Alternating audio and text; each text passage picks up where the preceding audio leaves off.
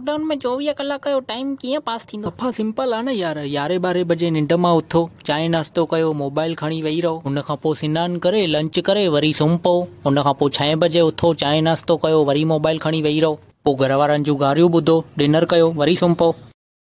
America में case एॾा वधी विया आहिनि कि सॼी दुनिया मुंहिंजी बुराई थी करे पई। चवनि था ट्रम्प रनड़ो आहे, ट्रम्प खदड़ो आहे, हुनखे ख़ाली पैसनि सां प्यार आहे, देश ऐं माण्हुनि सां प्यार कोन्हे को। हाणे आख़िर हिन में मुंहिंजी कहिड़ी ग़लती आहे, तव्हां ई ॿुधायो। हाणे मां छा कयां?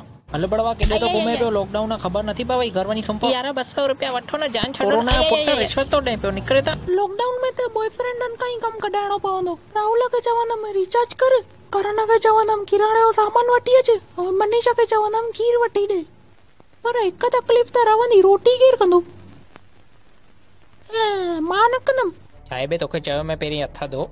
तोखे ख़बर बि त हींअर कोरोना तो हले पियो, त कोई गिराक खे कुझु थी वियो, कोरोना थी वियो, त छा जवाबु ॾींदासीं हुनखे असां? पोइ म्यूनिसिपालिटीअ वारा पहिरीं खां ई गुई गाड़ी करे वेठा आहिनि असांजी। हथ कीअं लॻाई मूंखे बड़वी आया।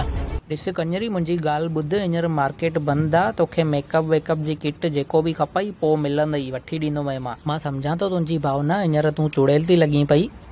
अरे हिन में रोअण जी कहिड़ी ॻाल्हि आहे यार? बसि अॼु खां पोइ मां तोखे कॾहिं चुड़ैल चुड़ैल न चवंदुमि। हाणे मां ॿाहिरि रस्ते ते हुयमि ऐं मूंखे लॉकडाउन जी ख़बर पई त मूंखे झाड़ा थी विया, त मां जंगल में ई लोटो खणी करे वेही रहियमि। पर थियो ईअं कि मुंहिंजे पुठियां गॾु पइजी वियो, त हाणे मां लोटो खणी करे भॼियमि ऐं मुंहिंजो सॼो सूट ख़राब थी वियो। रोड ते झाड़ा वहंदा पिया वञनि, मां छा कयां?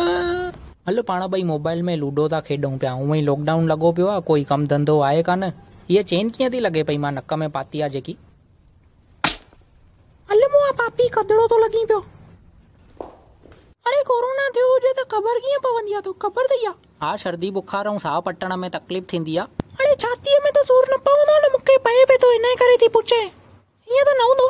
अरे मां ॿुधो हुयो हिन में कंहिंखे कंहिंखे छातीअ में सूर बि पए थो। मुआ रनड़ा चवण चाह थो चाहे मूंखे कोरोना थियो आहे?